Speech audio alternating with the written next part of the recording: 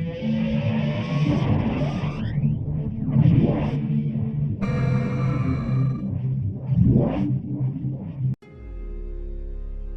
everyone, so today we're taking a look at World of Tanks Blitz.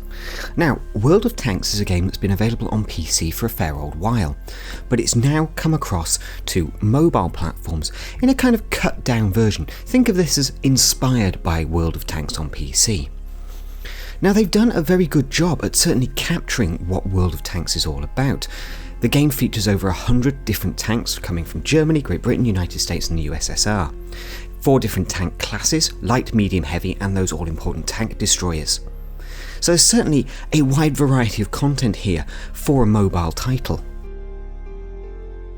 Now the game features 7 vs 7 multiplayer combat across Android and iOS, both systems able to play each other. Now think of these battles as kind of arena in some respects, because your 7 vs 7 is all about objectives. Either you're going to have to destroy all the other 7 tanks on your opposing faction, or you're going to have to capture specific locations on the map, capture the location and you don't have to worry about destroying the enemy tanks. This creates obviously some impetus between both teams to hunt down their opposition, but also make sure they don't leave that capture point undefended and effectively let their opposing team simply walk away with the win. They've got 10 different arenas that you can play on, and they're all quite nicely detailed and varied, especially for a mobile title. There's plenty of cover you can use, as well as obviously having to use the lay of the landscape to your strategic advantage, staying behind a hill for instance until the last possible moment, popping out and blowing up the enemy tanks as they come over the hilltops. All of these are varied tactics that you can use here. There's plenty of different strategies and teams that coordinate together, or at very least players who keep one eye on what's going on the battlefield around them, tend to excel. They've used the real-life physics model from World of Tanks on PC and brought that across into the mobile game as well. That means these tanks do actually feel like they're reacting to the environment and moving in a natural way. They will be slower moving up hills, and depending on the type of tank will depend on how slow or fast it happens to be, as well as how quickly its turret can turn round. Now, as this is a free-to-play game, it does feature in-app purchases, but one thing World of Tanks has always been very good at actually is making sure that everything is available to those players who don't want to put their hand in their pocket but would prefer to put the time in and play through.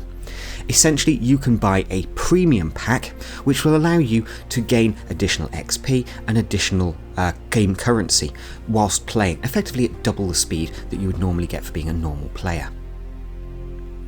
This all adds to a game which doesn't feel like it's trying to take money from you by withholding elements of the game. Instead, it's a game that's very much based on how well you want to do and how fast you want to progress. It's really down to how much time you want to put in, or whether you want a shortcut by effectively becoming a member of the game, gaining that double XP and so on. One of the things we found is this game is far easier to play using a controller than using the on-screen touch controls. In actual fact, in vast majority of multiplayer matches, we found that the person or people who were using controllers were able to absolutely wipe the floor with their opposition. This is fairly obvious because you have a lot more fluid control over exactly where your turret is and being able to kind of pop in and out of cover to give yourself the advantage.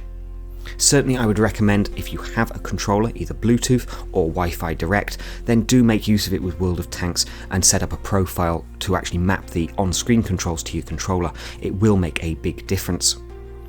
Overall, World of Tanks Blitz has left a really good impression on me. It's a great pick up and play title with multiplayer that works very well and a nicely detailed graphics engine. The in-app purchases are not outrageous, leading to a game which you actually do want to put some time into even if you're not willing to pay, because everything is available to you.